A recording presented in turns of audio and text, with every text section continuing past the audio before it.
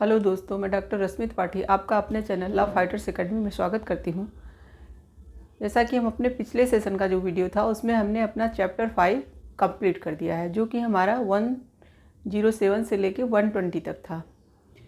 तो आज के सेशन में जो हम पढ़ेंगे वो हमारा नेक्स्ट चैप्टर 5A होगा, जो कि हमारा 1913 के संशोधन द्वारा इसको जो है जोड़ा गया था। उसका नाम है क्रिमिनल कॉन्स्पिरेसी, आपराधिक षड्यंत्र। आपराधिक षड्यंत्र है जो वो हमारा 1913 में जोड़ा गया। पहले क्या होता था, ये जो हमारा आपराधिक षड्यंत्र था क्रिमिनल कॉन्स्पिरेसी, ये दुष्प्रेरण वाला जो हमने चैप्टर पढ़ा चैप्टर 5 उसमें ही ऐड था, लेकिन उसको बाद में 1913 में ऐड करके अलग से हमारा चैप्टर 5A बना दिया गया और इसको 2 सेक्शन में डिवाइड करके इसको अलग से ही बना दिया गया है। तो आज का जो हमारा जो चैप्टर है वो बहुत ही इम्पॉर्टेंट है और इसके जो दोनों सेक्शन हैं मतलब वो दोनों ही बहुत इम्पॉर्टेंट हैं। तो आप लोग इसको ध्यान से पढ़िएगा इस चैप्टर को। वैसे तो अभी तक हम लोग जितने इस चैप्टर्स पढ़े हैं वो सारे इम्पॉर्टेंस हैं, लेकिन प्री के लिए हमारा ये चैप्टर बहुत ही इम्पॉर्टेंट है, इसलिए आप लोग इसे ध्यान से पढ़िएगा। तो चलिए देखते हैं कि हमारा सेक्शन 120 है, जो 120A क्रिमिनल कॉन्स्पिरेसी, वो हमारा क्या कहता है। तो जो हमारा ये चैप्टर 5A है, इसमें हमारे सिर्फ 2 सेक्शन है, एक 120A और दूसरा 120B। 120A जो हमारा है वो क्रिमिनल कॉन्स्पिरेसी की डिफिनीशन बताता है, और जो हमारा 120B है वो इसके लिए क्या पनिशमेंट होगा इसके बारे में बताता है। अब चलिए हम देखते हैं कि हमारे बेयर एक्ट में इसकी डिफिनेशन क्या लिखी हुई है क्रिमिनल कॉन्स्पिरेसी की।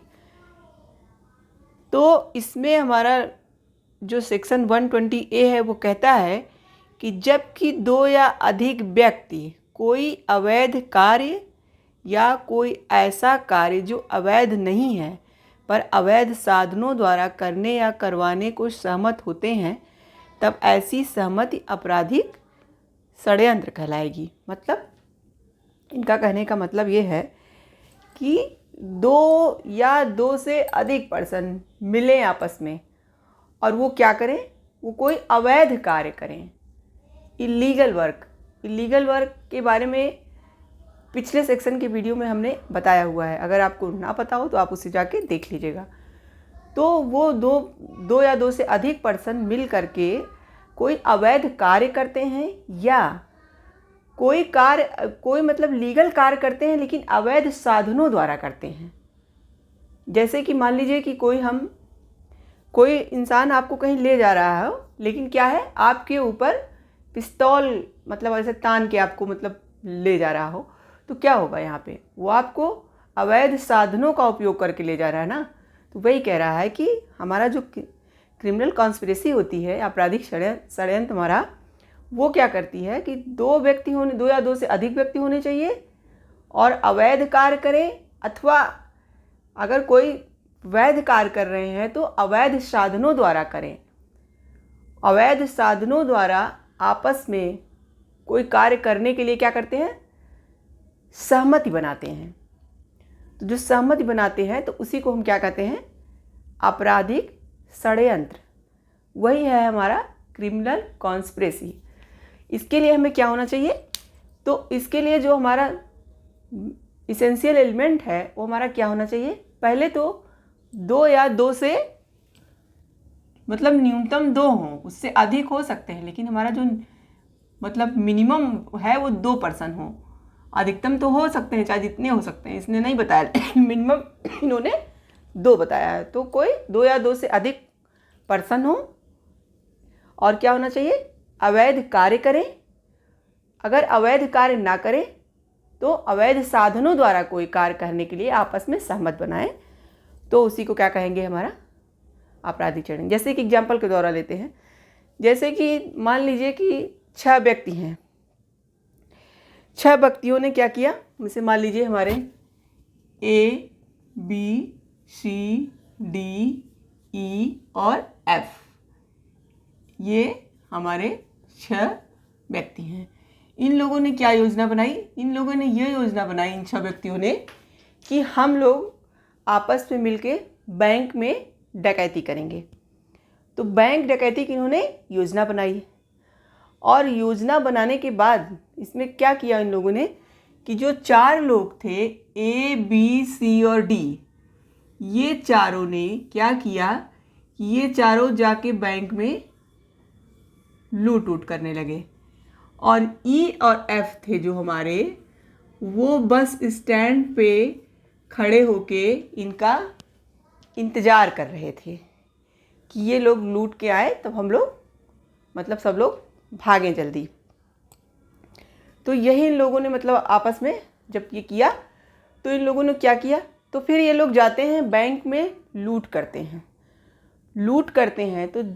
तो जैसे कि जो 2 व्यक्ति थे वो तो शामिल नहीं हुए थे, वो तो बस स्टैंड पर खड़े थे। तो क्या यहाँ उन्होंने क्रिमिनल कॉन्स्पिरेसी किया? आप लोग कमेंट बॉक्स में मुझे बताइएगा। तो चलिए हम तो ये हमारा एग्जाम्पल था कि यहाँ पे जो उन लोगों ने बातचीत किया और कार्य को किया, वहाँ पे क्रिमिनल कॉन्स्पिरेसी हुआ। इस क्रिमिनल कॉन्स्पिरेसी के लिए एक चीज़ और भी इम्पॉर्टेंट है। वो क्या है कि जैसे सहमत इन लोगों ने बनाया तो उस कार्य को करें भी। ऐसा नहीं कि सिर्फ सहमत उम्मत बना के अपना बैठ गए। उस सहमत उम्मत बनाने के बाद उस कार्य को जो योजना बनाया उसे करे भी। तो इसमें एक्ट भी करना जरूरी है। इस सेक्शन को 1913 में जोड़ा गया था, और इसको पहले जो हमारा दुष्प्रेरण था उसी चैप्टर में ऐड किया गया था, लेकिन बाद में इसकी ज़रूरतों को समझते हुए इसको अलग से ही चैप्टर में डिवाइड कर दिया गया। तो हमारा जो क्रिमिनल कॉन्स्पिरेसी है, एक मैक्सिम भी है इस पे, जो कि ज़्यादातर एग्जामों में पूछ लेता है। वो मैक्सिम है हमारा acts Contra acts. Acts Contra acts, कृत्य के बदले कृत्य। तो ये कभी कभी एग्जाम में पूछ लेता है कि एक्टस कॉन्ट्रा एक्ट जो मैक्सिम है किस सेक्शन पे लागू होती है। तो आपको अगर याद रहेगा तो आप बताओगे। और इस क्रिमिनल कॉन्स्पिरेसी के में यही था कि हमारा मेन कि 2 या 2 से अधिक व्यक्ति होने चाहिए, अवैध साधनों का यूज करके कोई कार्य करने को आपस में सहमत बनाएं, या अवैध कोई कार्य करें मिल करके, और उस कार्य की जो योजना बना रहे हैं उस कार्य को करें भी, तो हमारा क्रिमिनल कॉन्स्पिरेसी बोला जाएगा। तो इसके कुछ इंपॉर्टेंट केस भी हैं जो हम आपको बताते हैं। चलिए देखते हैं कौन कौन से हैं। एक हमारा है E.G.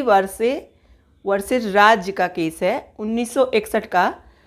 तो उसमें कहा गया था कि ज़रूरी नहीं है कि सभी जो षड्यंत्रकारी हैं वो कार्य में उपस्थित ही रहें। यानी कि इनका कहने का मतलब ये है, इस मतलब केस में ये डिसाइड किया गया था कि जो हमारा क्रिमिनल कॉन्स्पिरेसी है उसके लिए ज़रूरी नहीं कि मान लो जैसे मैंने अभी आपको एग्जांपल दिया है ABCD वाले का कि बैंक रॉबरी के लिए योजना बनाते हैं। तो 6 लोग थे, तो उसमें से देखिए 4 लोग क्या किए थे। 4 लोगों ने क्या किया था कि बैंक पे लूट किया था, लेकिन 2 लोग क्या कर रहे थे, बस स्टैंड पे इंतज़ार कर रहे थे। तो यही ये कह रहा है, इस केस में यही बताया गया था कि E.G. वर्सेस राज्य का केस था 1961 का, कि ज़रूरी नहीं है कि सभी षड्यंत्रकारी एक ही कार्य करें, ये ज़रूरी नहीं है। तो वहाँ पे भी तो वो जो 2 व्यक्ति हमने अभी आपको जो बस वाला बताया था, वो व्यक्ति भी माने जाएंगे कि इन्होंने क्रिमिनल कॉन्स्पिरेसी किया है। तो यही हमारा ये केस हमें बताता है। अमृतलाल हजारा वर्सेस एम्परर का केस था। उसमें कहा गया था कि अगर जैसे जितने लोग मिलकर योजना बनाते हैं उसमें से अगर कुछ ऐसे भी हैं जो कुछ भी ना करें तो भी माना जाएगा कि वो क्रिमिनल कॉन्स्पिरेसी के दोषी हैं। तो ये हमारा बताता है अमृतलाल हजारा वर्सेस एम्परर के केस में। और एक आप लोगों ने राजीव गांधी हत्याकांड का नाम तो सुना ही होगा। तो राजीव गांधी हत्याकांड जो था उसमें भी तो यही हुआ था। उसमें जो राजीव गांधी को मारने वाली एक लेडी थी, उसने एक स्पेशल बम का यूज किया था जो माला के द्वारा उनको पहनाया गया था। तो उसमें सिर्फ वही एक थी जिसने योजना को में अपना मतलब योजना को सफल बनाया था, लेकिन उसके साथ साथ और लोग भी थे जो मिले हुए थे। तो उन लोगों का भी पता लगाया गया। तो क्या वो लोग वहाँ शामिल नहीं हुए, वहाँ आए नहीं, तो वो लोग ने अपराध नहीं किया? तो वो उन लोगों को भी कोर्ट ने यही कहा कि वो उन लोगों में ने भी जिसने बम ला के दिया स्पेशल उनको मारने के लिए, तो वो सब क्या है? वो सब इसी तो क्रिमिनल कॉन्स्पिरेसी के अंतर्गत ही आएंगे। तो इसमें भी यही कहा गया कि जरूरी नहीं है कि जो कार्य किया जाए उसमें सभी लोग उपस्थित हों। जो इन्होंने लोगों ने कार्य की योजना बनाई तो उसमें ज़रूरी नहीं है कि सभी लोग उपस्थित है। अगर एक पर्सन वहाँ राजीव हत्याकांड में क्या हुआ, एक लेडी आई, वो मार के चली गई, तो उसके साथ जो जो उस षड्यंत्र में मिले थे सब आपराधिक षड्यंत्र के गुनहगार माने जाएंगे। अब एक हमारा था काकोरी कांड, वो भी आप लोगों ने हिस्ट्री में पढ़ा होगा। काकोरी कांड में क्या हुआ था? देखिए, जो हमारी आईपीसी है वो तो हम जानते हैं कि आज़ादी के पहले की है। तो ये जो हमारा काकोरी कांड था उस टाइम भी समझ लीजिए कि ये क्रिमिनल कॉन्स्पिरेसी का चार्ज इन काकोरी कांड को लूटने, मतलब जो कांड हुआ था उसमें क्या हुआ था, उसमें एक ट्रेन को लूटा था ना हमारे जो क्रांतिकारियों ने। तो जब वो लोग पकड़े गए तो उन पे भी यही चार्ज लगाया गया सॉरी, क्रिमिनल कॉन्स्पिरेसी का, उनको भी यही बताया गया। तो ये आज़ादी के पहले का है, इसलिए ये काकोरी कांड में भी उन लोगों को क्रिमिनल कॉन्स्पिरेसी का है और लूट का दोषी पाया गया था। तो ये था हमारा क्रिमिनल कॉन्स्पिरेसी का डिफिनीशन, आपराधिक षड्यंत्र की का डिफिनीशन, जो हमारा सेक्शन 120A बताता है और इसके कुछ इंपॉर्टेंट केस थे। अब हम चलिए ये देखते हैं कि हमारा जो क्रिमिनल कॉन्स्पिरेसी है उसके लिए हमारा दंड का कितना प्रावधान है, हमारा कितना दंड इसमें मिलेगा। तो चलिए पढ़ते हैं हमारा आईपी क्या लिखा हुआ है बैरक में। जो कोई मृत्यु, आजीवन कारावास या 2 ईयर्स से अधिक के कठिन कारावास से दंडनीय अपराध करने के आपराधिक षड्यंत्र में शामिल होगा। इनका कहने का मतलब इन्होंने कंडीशन के अनुसार बताया है। पहला कंडीशन इन्होंने क्या रखा है क्रिमिनल कॉन्स्पिरेसी के दंड के लिए कि जैसे ये लोग योजना बनाए आपराधिक षड्यंत्र करने का, उस योजना में मतलब ऐसा कोई अपराध ये लोग करें जिससे क्या हो, मृत्यु हो, या ऐसा हो जो मृत्यु हो या आजीवन कारावास, यानी कि मृत्युदंड उसमें मिले या आजीवन कारावास हो। अगर उस तरह की क्रिमिनल कॉन्स्पिरेसी हो रही है और कारावास भी हो तो वो 2 साल से ज़्यादा का हो, 2 साल तक का हो या 2 साल से ज़्यादा तक का हो, और कठिन कारावास हो। कठिन कारावास दंडनीय अपराध करने के आपराधिक षड्यंत्र में अगर शामिल होते हैं तो इन्हें क्या सज़ा मिलेगी, ये हमारा बताता है पहला कंडीशन। तो इन्हें वो सज़ा मिलेगी अगर इस संहिता में कहीं भी ऐसे उपबंध नहीं किए गए हैं कि ऐसे लोगों को किस दंड से दंडनीय किया जाए। तो वहाँ पे हमारा सेक्शन 120B कहता है कि ऐसा माना जाएगा जैसे उन्होंने इस कार्य का दुष्प्रेरण किया था, यानी दुष्प्रेरण के जो इस कार्य का जो दुष्प्रेरण का दंड होता है वही दंड इनको दिया जाएगा। यह हमारा पहला कंडीशन बोलता है।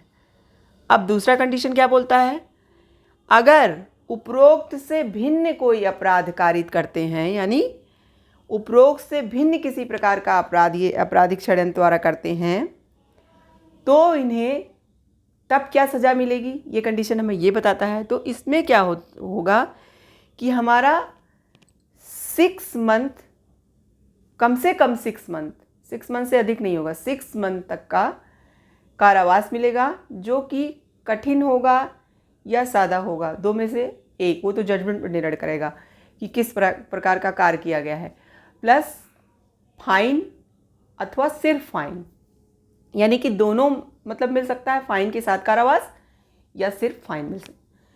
तो यही है हमारा इसका क्रिमिनल कॉन्स्पिरेसी का दंड, मतलब क्या आपको सज़ा मिलेगी।